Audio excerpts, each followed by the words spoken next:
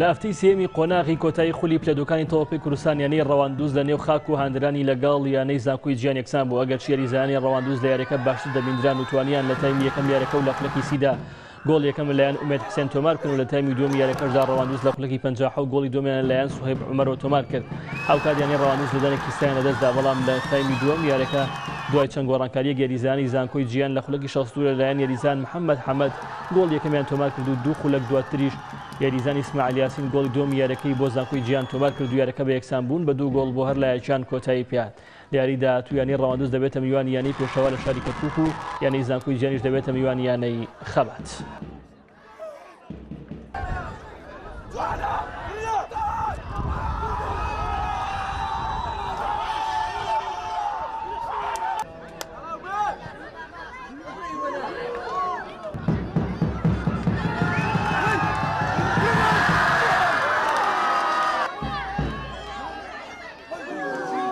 سوپاسی ئەو هەندەرانەکەم کە ئامادە بن بۆ پاڵپشتیانەکەیان و سوپاسی تیپەکەشم بکەم کە ئەو پەڕی جوودی خۆیان سەرف کرد بۆەوەی براوە بین دوو گۆڵمان تۆمار کرد. باشترین و نمونەیترین سیناریۆیە بۆ هەر تیپێک کە ڕووبدا وا دەکەوت کارێکە کۆتایی هاتووە، بەڵام لە ناکاو شتێکی خراپ بڕۆیدا لە ناو تیپەکەم کە ئاستی هونەری واروە ئاستی تەرکیز و لە ئاستی بەدەنیش دابەزینێکی زۆر بەرچاومان بەخۆبینی لە هێلی بەرگری، ئەوش بە حکومەوە چەند یاریزانێکمان بە زمانی بە ڕۆژیەوە یاریان کرد. وای کردکەوە گۆڵێک بینەوە بەخۆش دەزانین لە تۆپی پێ خراپترین ئەنجامەوەی کە لە دوو بە هیچەوە ببێتە دوو بە یەک لەسەر تیپەکەت.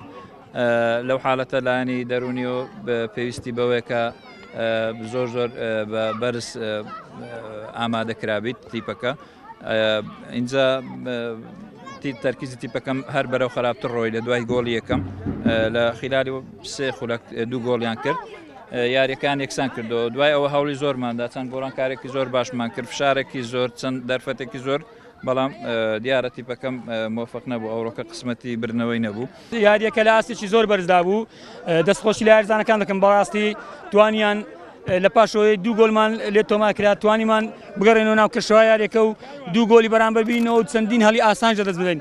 واروە سەبارەت بە یانە ڕەوانز یەکێکە لە یانە باشەکانی پلە دوو لە کوردستان، ئیمکانەتێکی زۆر باشیان هەیە، تیپێکی زۆر باش ڕێکخراون.